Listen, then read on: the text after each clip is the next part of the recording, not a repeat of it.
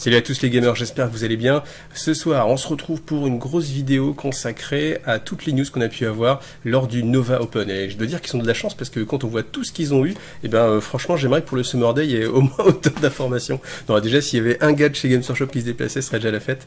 Alors, donc du coup, je voulais faire plusieurs petites vidéos, mais en fait, je me dis que ça va être trop compliqué à gérer et que le plus simple à faire, c'est vraiment une grosse vidéo dans laquelle on va regarder un petit peu tout ce qu'il y a. Donc, ce que je vais faire pour vous aider, c'est que je vais mettre des timelines, c'est-à-dire vous allez en description, et puis vous cliquez directement sur le sujet qui vous intéresse, et puis si vous êtes libre d'esprit, que vous avez envie de voir un petit peu tout ce qu'il y a eu, et du coup on va regarder ça ensemble.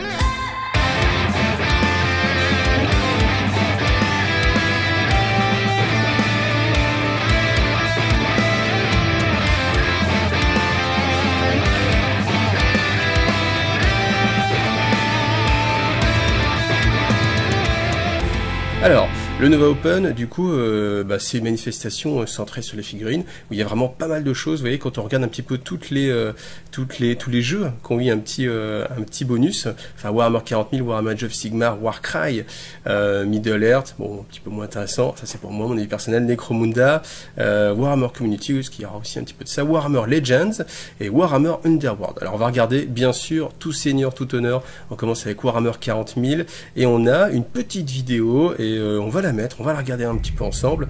Elle dure 1 minute 50. Je vais baisser un petit peu le son, que ce soit pas trop assourdissant. Et franchement, déjà, là, on est dedans. Moins plus avec l'incrustation. Alors, c'est la flotte Indomitus Primus, c'est-à-dire c'est la flotte principale, celle où il y a Robot de Gilliman et celle où il y a aussi Belisarius Cawl. Donc ça c'est déjà une information qui peut être assez intéressante, parce que ça sous-entend que... Alors j'imagine que vous l'avez peut-être déjà vu, ou si vous ne l'avez pas vu, je vous laisserai aller la revoir sur Warhammer Community. Et puis vous avez de toute façon le sous-titre. Et puis de toute façon, si vous regardez mes vidéos, c'est que vous êtes plutôt francophone. Donc en attendant que cette vidéo soit traduite, ce qui ne sera sans doute pas le cas, et bien du coup on la regarde quand même un petit peu comme ça. Donc ça c'est une inquisitrice, elle se plaint en fait, pour ceux qui comprennent un petit peu moins bien l'anglais. Elle se plaint en fait de la cicatrice maledictum, bien sûr, et elle dit qu'elle pense que la moitié de l'humanité est déjà condamnée en fait. Et elle pense que pour le restant, c'est quasiment inévitable que ça se passe mal. Et là voilà, on a la psychique annihilation. Donc ça c'est une nouvelle information.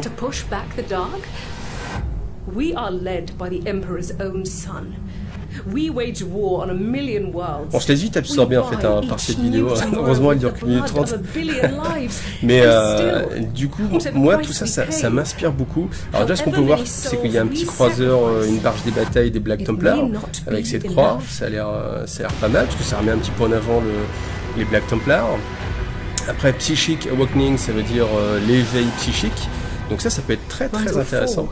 Donc là, bien sûr, une rune Eldar, pour ceux qui ne l'ont pas reconnue. Et donc elle dit que la chute sera un petit peu pour tout le monde, donc bien sûr, et les humains, et aussi les Eldar, les Eldari.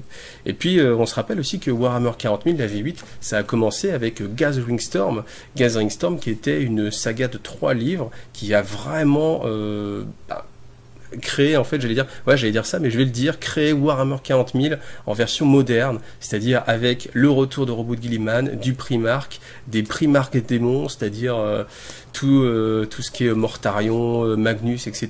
Et je pense qu'il y en aura d'autres au fur et à mesure. Et puis, bien sûr, la cicatrice maledictum qui sépare la galaxie en deux. Et tout ça, ça vient de Gathering Storm. Et là, je pense qu'on a... Enfin, moi, ça fait vraiment longtemps que j'attends ça. Je pense qu'on va vraiment avoir quelque chose du calibre de Gathering Storm. C'est vraiment quelque chose qui va faire avancer, en fait, l'histoire, le fluff, le lore de Warhammer 40 000. Et... quand on pense à l'éveil psychique, on pense que à un certain moment, en fait, l'espèce humaine, enfin c'est dans le fleuve de 40 000, s'est développée et a atteint la compétence psychique, c'est-à-dire le fait de pouvoir utiliser le warp et de puiser dans cette énergie pour pouvoir libérer en fait des pouvoirs psychiques. Et là, l'éveil psychique, ça peut faire penser que justement de plus en plus d'humains, et qu'il va y avoir un moment donné où beaucoup d'humains en fait vont être touchés par ce gène-là et vont développer en fait des talents psychiques. Je pense que c'est ça qui va se passer. Et donc, qu'est-ce que ça va amener? Eh bien, on sait que l'Imperium a vraiment peur, en fait, des pouvoirs psychiques. C'est pour ça que les psycheurs sont persécutés depuis 10 000 ans. Ça a commencé par l'Empereur. L'Empereur a persécuté beaucoup les psycheurs. et tout du moins essayer de les contrôler, les astreindre, les transformer ou les utiliser maintenant, bien sûr, avec le Trône d'Or. Mais là, je pense que du coup, on va vraiment s'orienter vers quelque chose de nouveau qui va vraiment changer un petit peu tout. Alors après, on vous dit que, pour revenir un petit peu sur le jeu, que ça va toucher, en fait, on va y avoir des suppléments qui vont être dans cette campagne, cette série de campagnes, et qui vont toucher toute la galaxie. Alors bien évidemment, ils veulent que ce soit quelque chose de majeur. Maintenant, moi, ce qui m'intéresse particulièrement, c'est ça. Vous voyez, les Tau sont une faction qui n'ont aucune résonance dans le Warp, donc ça veut dire qu'a priori, aucun moyen d'avoir des pouvoirs psychiques. Et là, si c'est vraiment orienté sur les pouvoirs psychiques, je me demande comment vont réagir les Tau. Est-ce que du coup, ils vont avoir accès peut-être à des technologies Warp, parce que, alors je me rappelle que j'avais lu en fait un roman, c'était Farsight, je sais plus lequel, et en fait c'était assez intéressant parce que les Tau étudiaient en fait un moteur Warp en fait des humains et de l'humanité, et comme c'est basé en fait sur le Warp, évidemment, eux ils n'ont pas du tout de notion, ils savent pas que le Warp existe. C'est assez bon, je pense que c'est un petit billet de scénario du fluff, mais on va leur accorder. Mais ils ne savent pas que le Warp existe. Et de fait, eh bien, ils ne comprennent pas en fait pourquoi il y a des humains qui sont attachés à des machines, pourquoi tout n'est pas géré par des intelligences artificielles, et pourquoi eux n'arrivent pas à reproduire en fait ce moyen de voyager à travers l'espace. Et là, peut-être qu'on peut imaginer que les Tau vont avoir accès à cette technologie Warp. C'était déjà plus ou moins le cas en fait. Il y a eu des... Enfin, c'est vrai que quand je repense à tout ce qui s'est passé, et dans le Codex Tau d'ailleurs, on en a pas mal d'exemples, ils ont créé en fait une sorte de trou de navigation. D'ailleurs, c'est vrai que je me dis, on n'en parle plus du tout maintenant, et c'est d'ailleurs assez dommage, mais ils ont créé en fait une sorte de voie de communication plus ou moins stable entre deux points, un petit peu comme un trou de verre en fait, enfin, vous voyez, hein, pour communiquer d'un endroit à un autre. Et que tous les éthérés lors de ce passage ont été tués, et on ne sait pas pourquoi. Est-ce qu'ils ont été tués par le voyage, ou est-ce que c'est les Tau qui sur place ont fait disparaître un petit peu les éthérés? Vous voyez, c'est très très riche, il y a vraiment beaucoup de choses, et là pour l'instant je suis que sur cette icône là, et vous voyez qu'il y a tout plein d'icônes, et bien sûr toutes les factions. Alors on va pas trop non plus partir en spéculation, mais moi ça me fait penser aussi, et je vous donne cette petite piste, qu'il y a une théorie sur le retour de l'empereur, et qui serait l'enfant stellaire. C'est-à-dire qu'à un moment donné, on peut imaginer que l'empereur en fait est attaché au Trône d'Or, et en fait il faudrait le tuer. Et en le tuant, ça le permettrait en fait à son âme de renaître à travers justement l'enfant stellaire. Et peut-être que justement on va arriver à un moment donné où c'est ça. Et je pensais même que en fait à la fin de Gathering Storm, on a Cypher, le déchu d'Archangel, qui du coup se trimballe avec l'épée du lion et voulait absolument bien sûr aller voir l'empereur, ce qui n'a pas été permis par les custodianes évidemment. Mais on peut imaginer qu'il y a toujours cette ambiguïté aussi avec Cypher. Bon, il a l'air plutôt quand même du côté obscur de la force, mais on peut imaginer quand même que malgré tout, et moi c'est quelque chose qui me plaît, cette dualité, que en fait, Cypher, il connaît en fait cet état des choses, et il veut sauver l'empereur en le tuant, en le libérant du Trône d'Or en fait, qui est une prison peut-être pour son âme, pour lui permettre justement de revenir à la vie à travers un nouveau corps, une réincarnation, etc. Et peut-être que justement l'éveil psychique de une grande partie de l'humanité, parce que là c'est ça qui est mis un petit peu en avant, je pense, eh bien, ça peut quand même être vraiment sympa. Alors après, en termes de jeu, qu'est-ce qu'on nous dit? On nous dit, vous allez avoir The Next Major Narrative for 40K. Ça veut dire vraiment un gros bloc de fluff. Et quand on voit ce qui s'est passé avec Gathering Storm et la cicatrice Maledictum, on est sur des choses vraiment immenses. Donc, bon, j'espère que ce sera du même calibre. Ensuite, des nouvelles règles pour tous les codex, ce qui veut dire que vous allez devoir prendre des suppléments. Alors après... c'est pas forcément très clair, mais je pense qu'il y aura, enfin, vous voyez, quand ils vous mettent Edge Book will have powerful and thematic rule, ça veut dire que chaque livre aura une thématique assez forte et des rules, enfin des règles spéciales. Ça veut dire qu'on va peut-être se retrouver avec beaucoup de suppléments, et si on commence à faire enfin, je pense qu'on retombe un petit peu dans les travers un petit peu qu'il peut y avoir dans Warhammer 40 000, c'est le fait d'avoir beaucoup de publications et de dire, tiens, bah, je prends cette faction qui vient là, puis je l'additionne avec cette faction qui vient de ce codex, et puis il me faut tel supplément, et puis voilà, puis ainsi de suite. Puis on voit même déjà avec le codex Space Marine qui est sorti récemment, il faut déjà 2 bouquins, 2 codex pour pouvoir jouer les Ultramarines par exemple. Donc si en plus on doit aller chercher à droite à gauche, on va retomber vite dans ces petits problèmes-là. Alors ensuite, bien sûr, on nous promet some model you will not believe, c'est-à-dire des figurines dans lesquelles vous ne pourrez pas croire tellement elles sont belles. Et je peux l'imaginer, on peut imaginer bien sûr des Primark, mais je pense qu'il y aura tout un tas de choses, et j'espère aussi qu'il n'y en aura pas que pour l'Imperium, parce que c'est vrai que je trouve que, bah, bien évidemment, l'Imperium, voilà, il y en a beaucoup, mais enfin, en tant que joueur un peu tyrannide ou orc, etc. Bon, orc, on a été quand même gâté avec tout ce qui est sorti, mais on a envie aussi de modèles qui claquent un petit peu. Vous voyez, quand on a des Primark en face, on a aussi envie d'avoir, je sais pas, un Swarmlord, mais ultra badass, ou je sais pas, un Gork ou Mork peut-être, je ne sais pas, ou une incarnation, enfin quelque chose qui envoie un petit peu. Et je dois dire que ce qui nous montre là, une Banshee, qui, en termes de sculpture, vous la mettez avec les anciennes Banshee, franchement, ça passe, on voit pas la différence. Enfin, la sculpture est vraiment très proche. Franchement, je pense que vous les mettez rapidement comme ça, on voit pas la différence. Donc, il n'y a pas d'évolution majeure. Donc, ou alors, faut le comprendre dans l'autre sens, et vous n'allez pas y croire, parce qu'ils vont ressortir les anciennes figurines. On va avoir l'ancien Seigneur Fantôme, tout longiligne, tout moche. Peut-être c'est ça qui veut dire. Bon, j'espère que non, mais bon, voilà. Ensuite, bien sûr, alors on va regarder cette petite vidéo. Il y a un tout petit passage qui est intéressant. Voilà, ici, tac. On va le rezoomer. Voilà. Have you seen this Primark? Et donc, bien sûr, c'est le Primark de la Ravengard. Hop. Donc peut-être qu'on peut supposer, c'est vrai qu'il y a plusieurs spéculations, il y a Leman Russ bien sûr, qui est censé revenir au moment du Ragnarok, donc bon, il va sans doute revenir, rien ne l'empêche. On a aussi Lionel Johnson, qui est emprisonné, on suppose qu'à un moment donné, il va être libéré, et puis là on a le Primark de la Ravengard, bon, Korax n'est pas encore de sortie, mais en tout cas, on a son digne fils. Alors, si vous aimez, c'est vrai que quand on regarde ça, la petite mèche, comme ça, le petit côté dark, ça fait un petit peu le côté, comment s'appelle ces séries, vous savez, toutes ces séries un petit peu genre vampire ténébreux, je suis méchant mais je suis beau gosse, tout ça. Il y a un petit peu ce côté-là, ou alors Tokyo Hotel, je sais pas. Voilà, comparer Shrek et Tokyo Hotel, mais c'est vrai qu'il y a un petit côté étonnant. Mais en fait, c'est assez séduisant malgré tout, parce que du coup, ça change. Donc ça, c'est une figurine qui a vraiment beaucoup de caractère.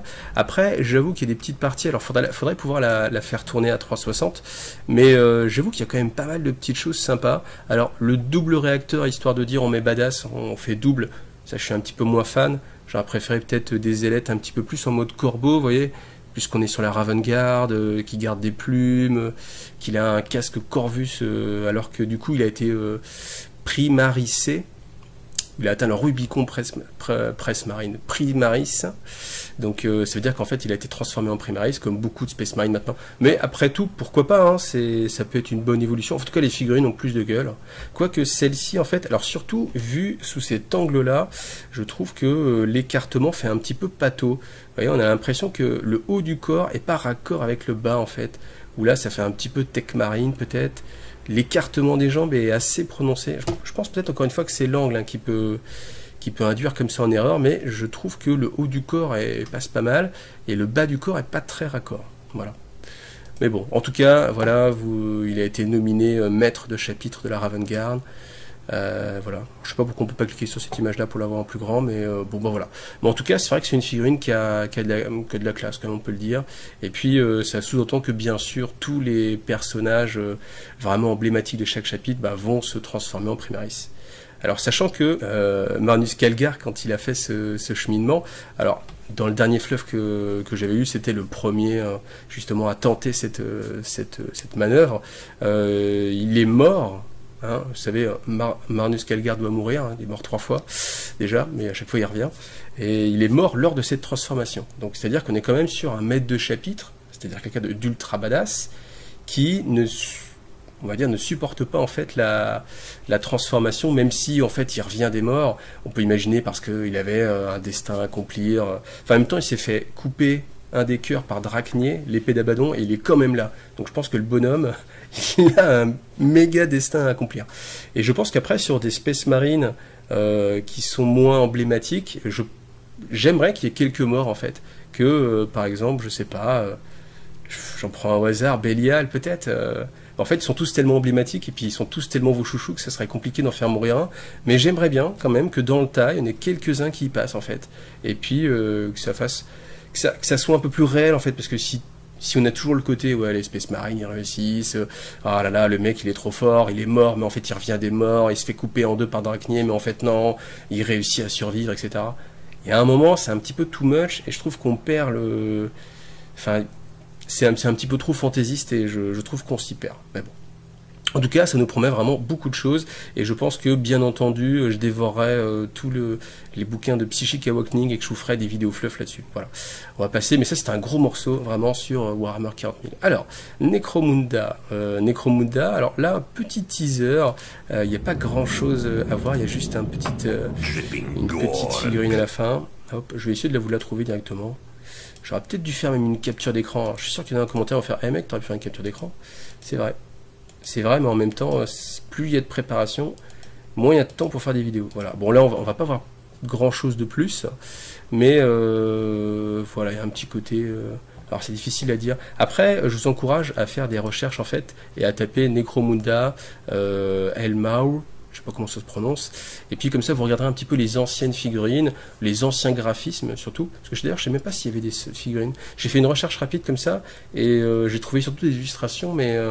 les figurines, ça va l'air d'être de conversion. Après, moi, j'ai pas joué à Necromunda la première version, c'est pour ça que je suis pas trop au fait des choses, mais bon, bah voilà, ça annonce de bonnes choses, et puis on voit que Necromunda continue quand même à être suivi, et ça, c'est une bonne nouvelle, parce que ça veut dire que Games Workshop ne laisse pas tomber ses jeux, même si Necromunda, je pense que c'est pas celui qui a le mieux marché, surtout le lancement était vraiment pas terrible, malgré tout, il continue, donc ça laisse présager de bonnes choses pour tous les jeux genre Warcry, Warhammer Underworld, où on peut supposer que si pour Necromunda qui n'a pas forcément bien marché au début, il continue à sortir des choses, sur des jeux qui ont bien marché, comme Warcry, je pense que ça a bien marché, Shadespire, ça a bien marché, et du coup on peut espérer vraiment quand même de bonnes choses pour l'avenir. Bon, désolé pour tous ceux qui aiment Necromunda et qui adorent ce jeu, c'est vrai que moi c'est un petit peu moins ma tasse de thé, j'ai pas été pris dans le train de Necromunda, et je réussis à parler de Warcry et Shadespire en voyant cette news là, mais bon, en même temps, on a vraiment pas grand chose. Ensuite, Middle-earth. Donc là, c'est pareil, ça va aller très rapide. Alors, le Rohan, c'est une armée que j'aimais bien, parce que à l'époque de Légion, parce qu'il y avait eu un Seigneur des Anneaux Légion, qui était une version un petit peu plus épique, en fait, où on avait beaucoup de figurines qui étaient mises sur des pavés. Peut-être que vous avez connu, et du coup, j'avais fait une armée du Rohan. C'était d'ailleurs assez long de peindre toutes ces figurines, mais donc du coup, le Rohan, bien sûr, c'est ce qui va m'attirer un petit peu plus. Maintenant, de là à rejouer au Seigneur des Anneaux, j'ai vu qu'il y a tellement de choses. Par contre, ce qui est sûr, c'est que les décors sont plutôt très sympas. Ils avaient sorti déjà le village près du lac, avec des belles maisons en plastique, donc ça c'est plutôt sympa. Et là du coup ils nous refont la même chose avec la maison du Rohan, et ce qui est très intéressant, c'est pas de regarder ça, c'est de regarder ce qu'il y a derrière ici. Et quand on regarde ici derrière, on s'aperçoit qu'il y a une autre maison qui est beaucoup plus grande. Donc je ne sais pas si ça va sortir chez Forge World, je ne sais pas si ça va être un autre kit plastique, est-ce que c'est tout du modulable, mais en tout cas ça, Games de toute façon ils font pas de conversion, c'est-à-dire que si vous voyez une image telle quelle, c'est que le kit va sortir. Il n'y a pas quelqu'un qui s'est amusé au studio, enfin ça c'est fini, il n'y a pas quelqu'un qui s'est amusé à créer un décor et qui serait aussi abouti pour ne pas sortir en plastique. Donc cet élément va sans doute sortir. Je pense qu'il est quand même assez grand, hein, parce que quand on parle par rapport à cette maison, j'imagine que cette maison, c'est l'équivalent de celle-ci, qu'après il y a des modules qui viennent se greffer un petit peu de chaque côté. C'est un peu ça l'idée, hein, d'essayer de faire de la modularité sur une base commune. Mais là, on voit quand même que la maison est vraiment beaucoup plus grande. Donc ça peut être sympa, parce que ça peut être aussi réutilisé dans d'autres jeux. En fait, il suffit de couper le côté Rohan, là, ce petit côté un petit peu elfique, quoi que ça peut être gardé, hein, mais pour faire du vraiment plus traditionnel médiéval. Mais en tout cas, c'est des décors qui vont être sympas. Donc voilà, après, bon, Saruman, voilà, langue de serpent, Grima. Bon, je passe un petit peu. Ensuite, Warcry. Warcry, c'est très bien parce qu'on a de nouveau tout de suite une sortie. Alors, on n'a pas vraiment de date pour tout ça. C'est ça qui est un petit peu compliqué. C'est qu'on ne sait pas encore jusqu'où ça va sortir. On a vraiment que pour les sorts de bataille qui viennent plus tard, où on a vraiment une date. Enfin, une date, hein. Et encore, c'est un mois. Donc, ça fait 1/12e de l'année. Mais là, bon, c'est pareil. Est-ce que, ça se trouve, j'ai loupé, mais ils mettent à un moment donné disponible, je sais pas, en octobre peut-être? Non.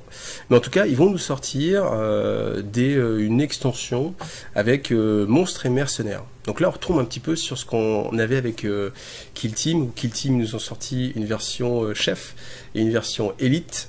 Après il y a eu des fakes avec une version chevalier, une version véhicule, et là je pense que pour Warcry, bah, bien évidemment, en fait l'idée c'est ça, hein, c'est qu'on vous propose un petit jeu d'escarmouche, puis après au fur et à mesure, on vous propose d'augmenter, et puis bah, quand vous vous retrouvez avec des grosses figurines comme ça, vous dites, bah tiens, tant qu'à faire, autant que je joue à Age of Sigmar. C'est un petit peu ça la petite promesse. Et puis comme on a déjà des personnages, voilà.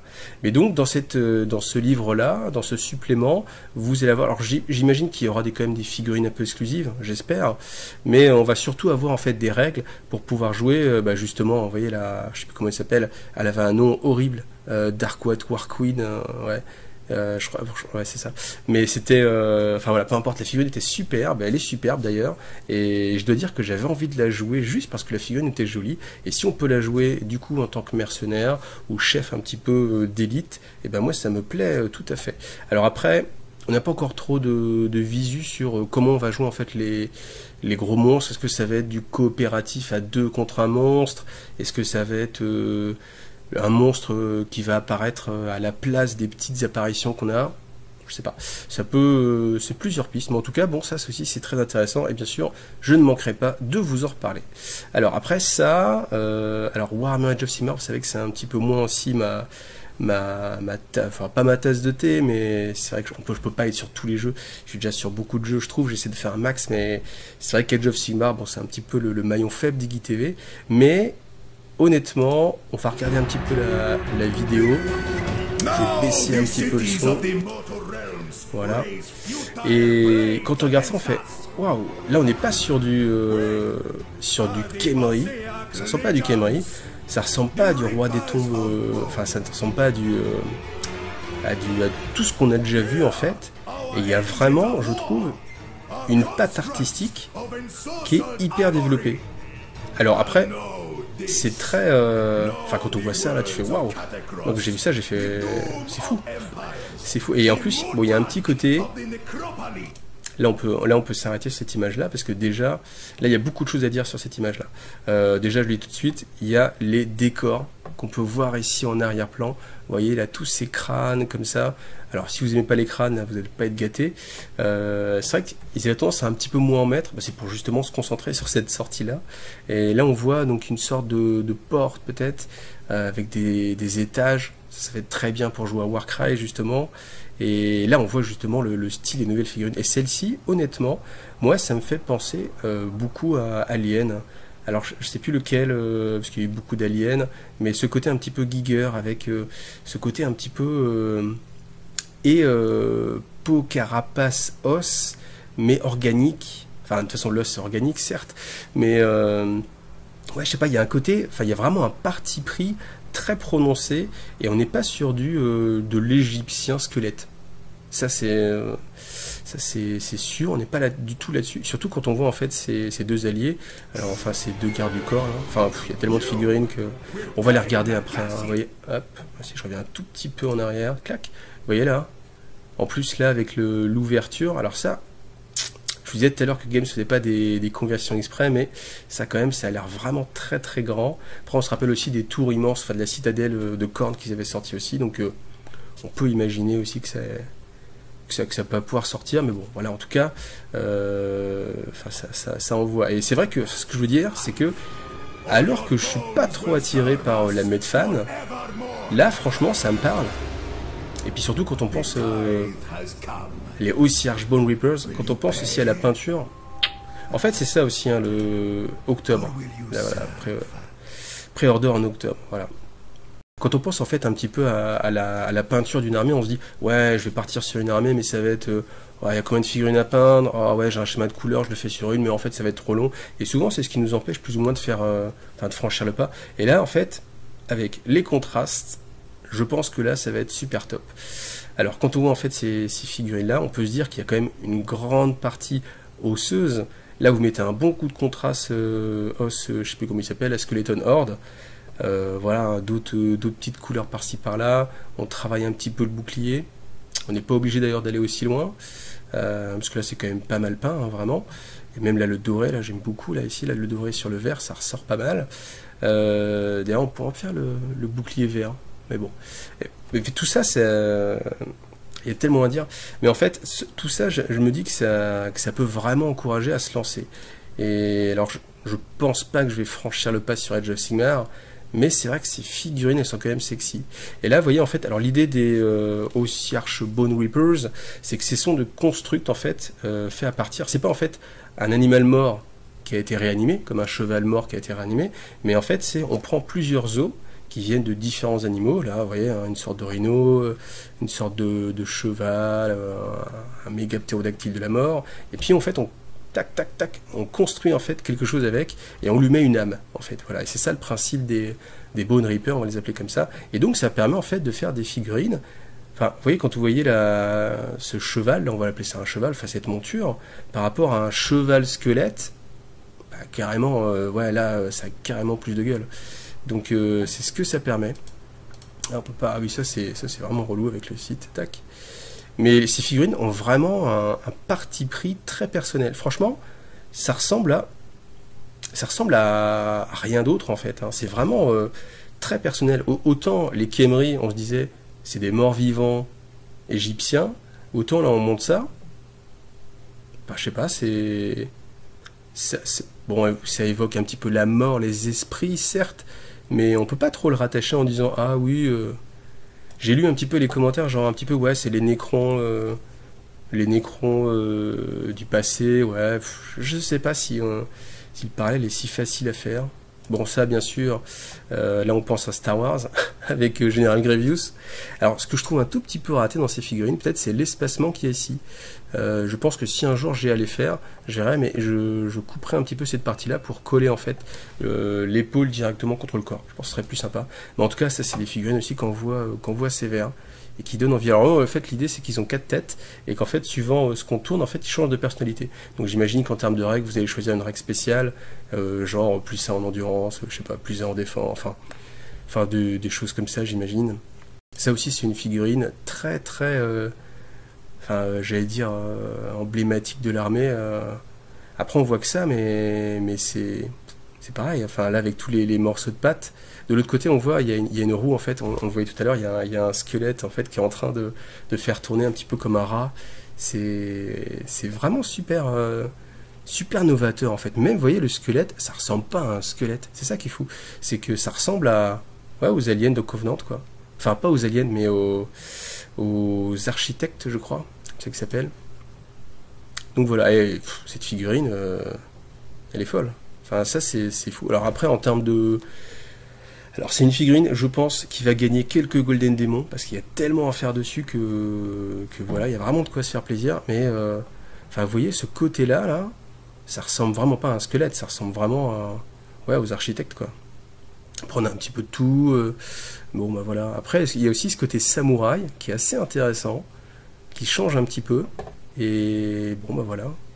Bon après je vous laisserai regarder un petit peu ça, mais c'est vrai que je dois dire que ce que je voulais dire pour résumer, c'est que les Ossiarch Bone Reapers, je suis pas fan d'Age of Sigmar, mais au fur et à mesure, je pense que je me laisse de plus en plus séduire par le monde de Age of Sigmar. Et autant Warhammer Battle, c'était assez classique, les elfes, les nains, les humains. Voilà, pas trop les dragons, les elfes sur dragons, etc., des archers.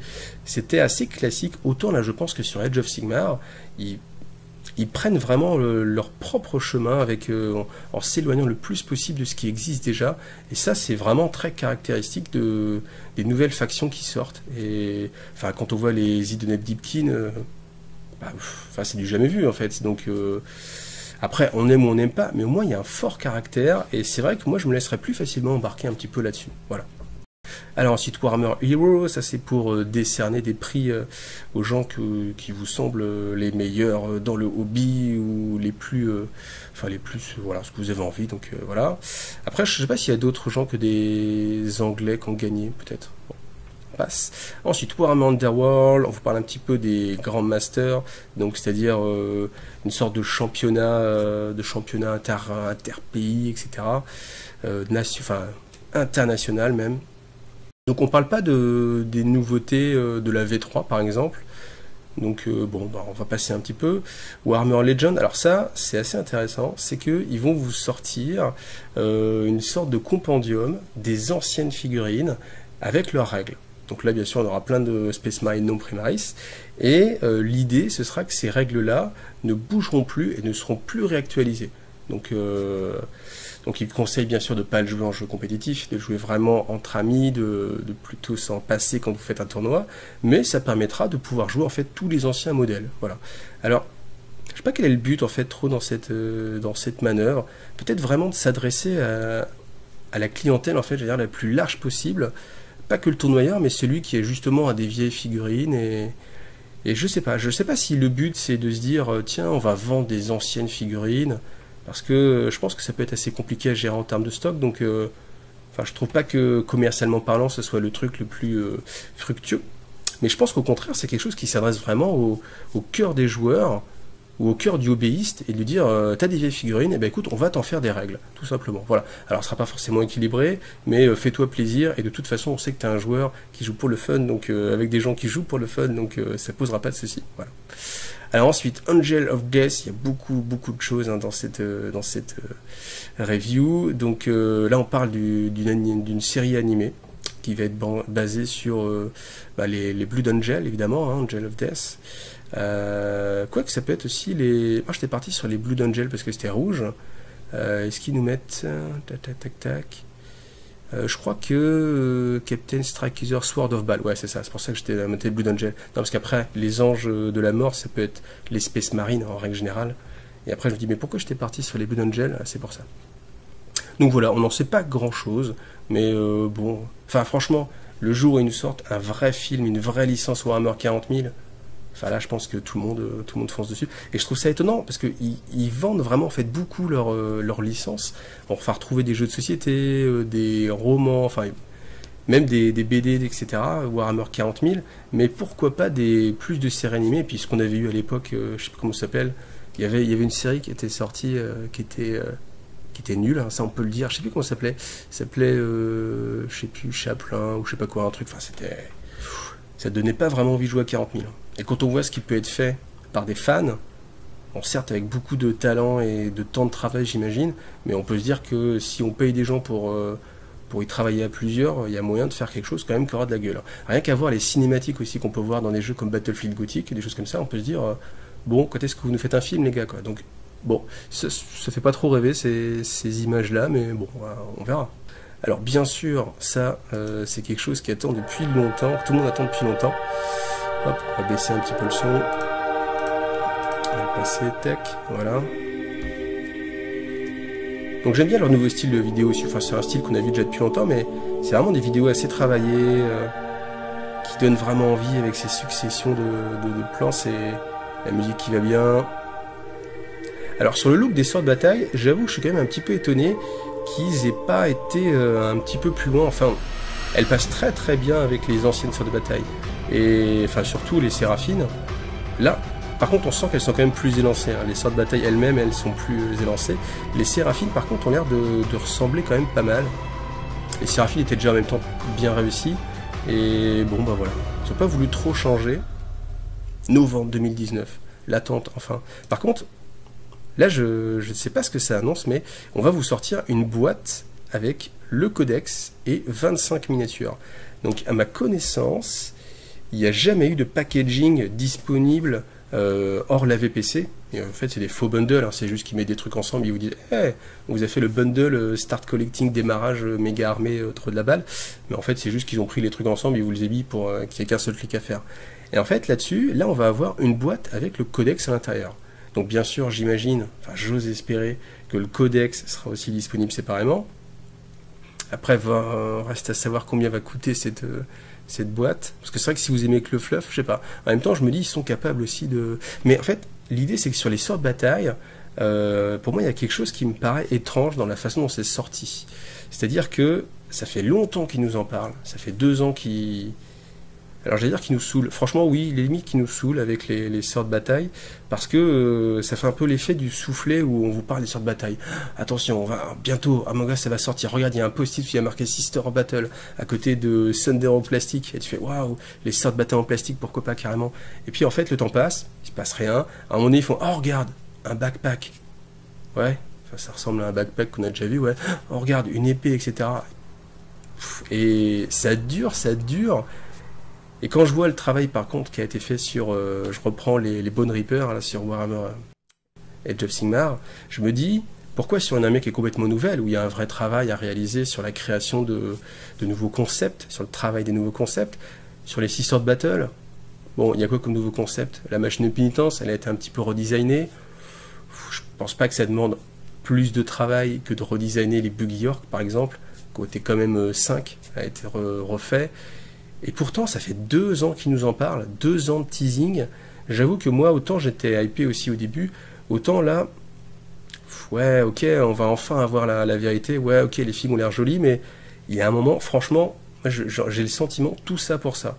Alors, dites-moi en commentaire si c'est aussi votre sentiment, mais j'avoue qu'à force d'avoir entendu de la sorte de bataille en veux-tu, en voilà, genre, on t'amène ça, on te monte un truc pas possible, quand tu vois les figues, elles sont jolies. C'est clair, ça fait plaisir, les sorts de bataille, c'est une armée qui est sympa. Mais c'est pas non plus la folie. Alors après, je pense qu'ils ont gardé quelques surprises et que on verra bien sûr autre chose. Parce que franchement, vous voyez ça. Alors on sent qu'elles sont quand même plus élancées que les sorts de bataille classiques. Maintenant, le casque, c'est du déjà vu. Le bolter, c'est pareil.